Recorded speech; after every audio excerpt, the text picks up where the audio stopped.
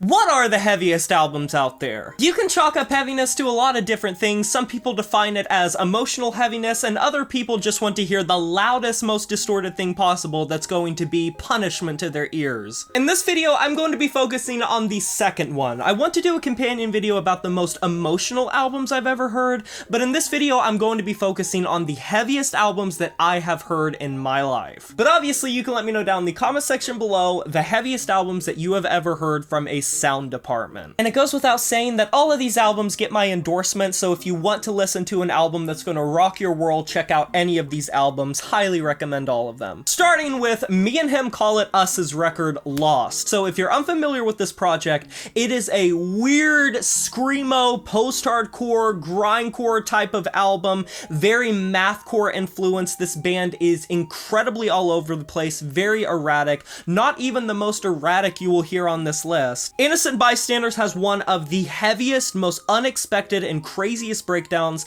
that I have heard in any release from a metalcore or metalcore adjacent band. This is a very slept on project, and there are tons of moments across this album that are full of feedback and distortion and noise. There are sections that are genuinely just noisy interludes that are ear scraping to listen to before thrusting you right back into a soundscape that is just hellish in every sense of the word. I've been spinning this album a lot recently. It is surprisingly addictive, and its short runtime only helps boost that because you can go to it multiple times in a row. It has a ton of replayability in my opinion, and a surprising amount of technicality considering how fast and all over the place it is. On the opposite side of the spectrum of slowness, we got Primitive Man's album, Caustic. I am a big advocate for Primitive Man. I think everything that they do is fire. It is the most trudgiest, downtrodden doom metal mixed with death metal. It is a trudge to listen to. It will weigh down on your soul and your spirit. You will feel crushed by the end of it. Every single riff that rings out on this thing is mixed to absolute perfection. The vocals are just this long, rolling tapestry, and the whole thing feels like a damn dirge. Honestly, I think a lot of albums that are incredibly fast or incredibly slow oftentimes suffer from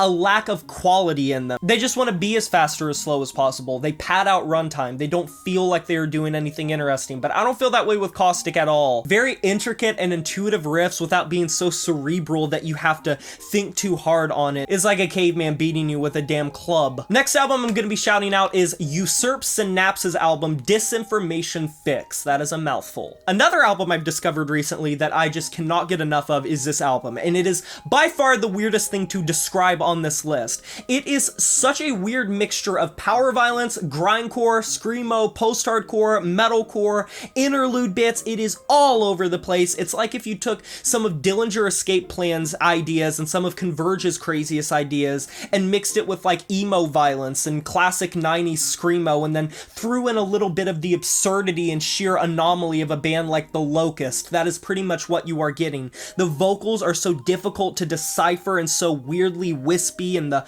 production is going 90 miles an hour. All the instrumentation can never stay in one place for long. These songs, even if some of them are fairly long, just go by in a blur and a haze because it is hitting you with so many different ideas. You are not going to be left suffering nor wanting in terms of different ideas throughout this album, because it changes genre about every fucking 30 seconds, and that's what makes it so crazy to listen to. And then on top of that, it is very heavy and shrill and brittle. There are some ideas here that are throat shredding, that are grunterial, that get all up in your shit relentlessly and will not let up. A non-metal album that I had to throw on this list that I feel like a lot of people may have thought stepping into this list, Mount Erie's record, A Crow Looked at Me. So Phil Elverum has always been a very somber songwriter, a very depressive songwriter, and has sort of studied the human condition in a really unique way, and a fascinating way, to where it is beautiful. While it is scant and low fidelity, there isn't really much to the instrumentation. It's very bare bones, but there's something essential about that with the folksy tunes that he comes up with.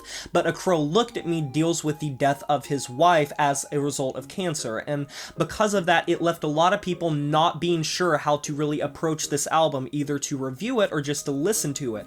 It is heavy for a very different reason than most people would understand. And this is the only album on this list that I could put simultaneously on the most emotional albums list and the heaviest albums list, because I think it genuinely deserves it for how uncomfortable of a listen it is. And there's something to be said about how scant instrumentation can be just as heavy as something that is going a billion miles per hour. Sometimes a riff or a vocal idea will hit such a stride combined with a really poetic lyric that just tugs at your heartstrings in a very emotional way and leaves you feeling the same gut-wrenching feeling that you would feel if you stepped into an album that was extremely heavy and left you on the edge of your seat. This album is not easy to listen to for anyone, and I think that is what makes it so heavy and why I wanted to put it on this list, as well as probably the most emotional albums list. But moving on to some more heavy stuff, we got Anonithrax record, The Whole of the Law. So when I was making this list, I immediately knew I wanted to include an Anonithrax record. This English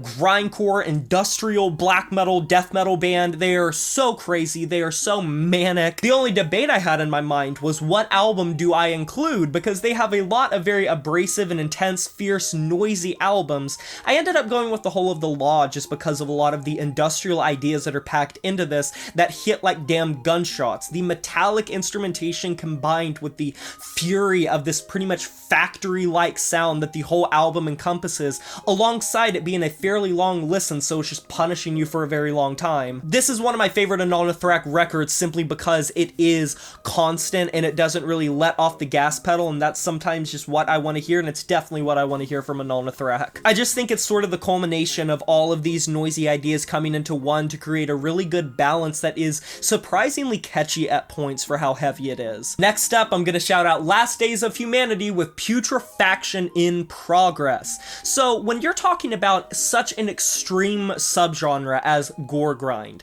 you're going to have albums that are so heavy and so just ferocious, and I could compile a list of nothing but like porno grind and gore grind and grindcore bands, because by definition they are meant to be off-putting and unsettling, as heavy as humanly possible, but I think there's something to be said about becoming so heavy that you feel like wallpaper.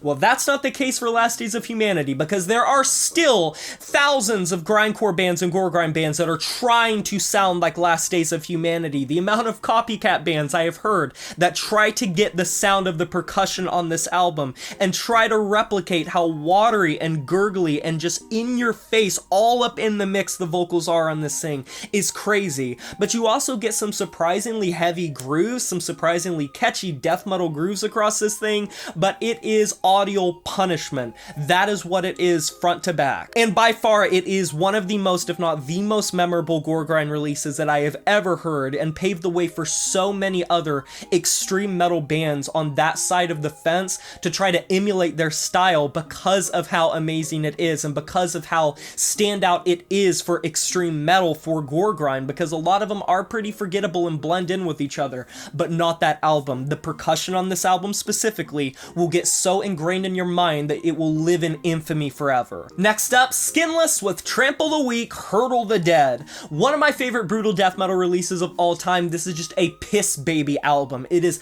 pissed off to high heavens. The grooves on this thing, the vocals on this thing are so heavy. I could have included a lot of brutal death metal bands. I was thinking about maybe doing like Cryptopsy or Dying Fetus, but something about the production on this Skinless record is simultaneously so raw but so intelligent. And when it comes to brutal death metal, which similarly to gore grind can kind of blend in with each other in terms of riff ideas, this album is just pissed off at the world, and it's not gonna hide that. And speaking of an album that is just so pissed off at the world and doesn't hide it, Dragged into Sunlight's record, Hatred for Mankind. This album can be a little bit weird to talk about because it's not necessarily the heaviest from a production standpoint or even from an instrumentation standpoint. It is just a general aura and energy that this album exudes from start to finish. Much like Skinless's record, it is so pissed off, and I do think that the dingy production helps it. It is kind of wispy in a way. It is very subterranean. It feels like it's behind a fucking wall half the time. Mostly the reason I think this is one of the heaviest albums I've ever heard is just the sheer nihilism and cynicism of this album. When you have an album that just backs up all of its punches by truly meaning what it says, I think it bleeds through a lot, and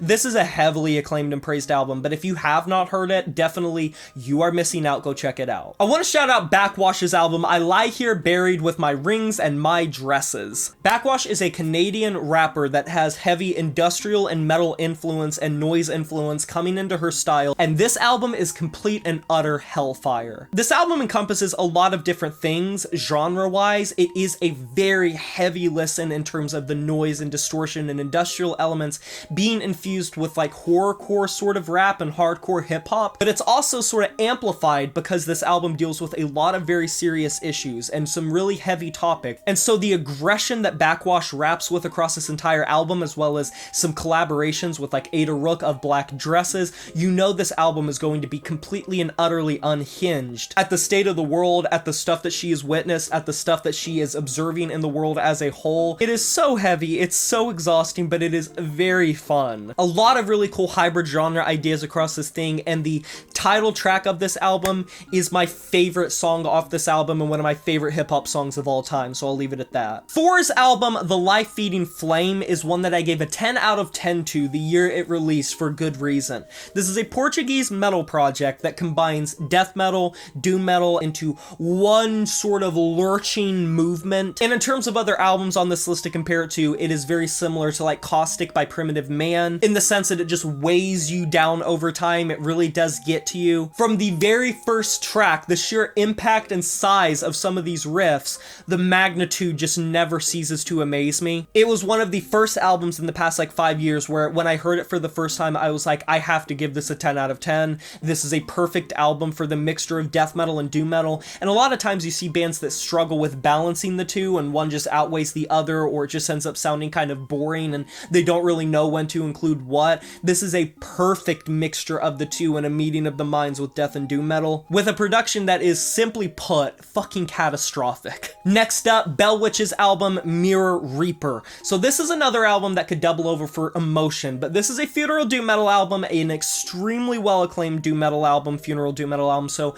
I'm not going to spend too long on this, but what I will say is I'm a firm believer that when you are truly believing what you are singing about and when you are going through tragedy, it fuels some of the best art that you are ever going to hear, and that's absolutely true of this album because the band was dealing with a loss. And I've said this before, when you already have number one, a band, and number two, a subgenre, a microgenre that are notorious for being as sad and depressive and downtrodden as possible, but then you actually give them a reason to feel depressive and downtrodden and stuff, it is going to come out the other side being pure flames. And there's a reason it's probably the single most acclaimed funeral doom metal album of all time. It is crazy to me that you can have maybe like one riff every 5 minutes and it can still just hit you so hard. It's kind of to a similar effect as like the Jerome metal band Sun, where heaviness doesn't necessarily have to be constantly shifting ideas. It can just be a really well executed singular idea that just leaves the listener absolutely laying on the ground feeling destroyed afterwards. A band kind of similar to Anona Thrak that I genuinely had to put here is Revenge, and I put the album Behold Total Rejection. How do you even describe Revenge? They are a war metal project, and war metal, similar to kind of how funeral doom metal is known for being sad, war metal bands are known for being as just all over the place, over the top, in your face, confrontational,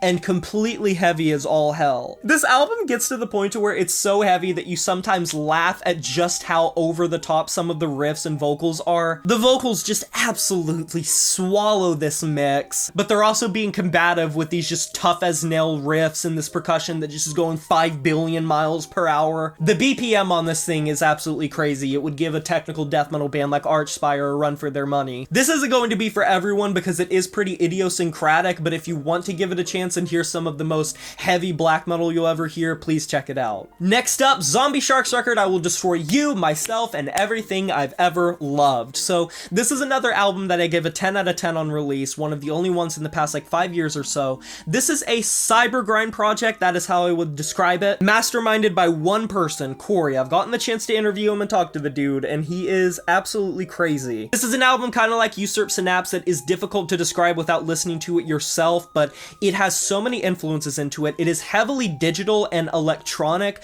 but it is also mixing with grindcore music and metalcore to create a very modern sounding release that feels like it could never be made in any other time but now, but also feels like it's from like the year 2074. I've been a big advocate for Zombie Shark for quite some time. I think that he creates some of the weirdest, most abstract, coolest metal in the modern sphere. I am constantly excited and intrigued by his music. It makes me excited for music, and all of the experimentation comes together in a surprisingly cohesive way. But with that being said, it is not for the faint of heart because it will kick your ass. this. And I think it also helps that you can tell that he just has so much fun with this project. He's not abiding by one single genre rule, and I think that's awesome. But I don't want to rant for too long, and I could definitely do like a part 2, 3, 4, 5, 6, 7 about this list, but that is all for me. You can let me know down in the comment section below the heaviest albums, metal, rock, or otherwise, that you have ever heard. I would love to hear some recommendations and get some new albums from you guys, and we can swap, do a little bit of a trade on the black market if you get me. Have you heard any of the albums I talked about in this video, and what are your opinions on them? Agree or disagree? There is no wrong answer, and if you end up checking them out, feel free to come back and let me know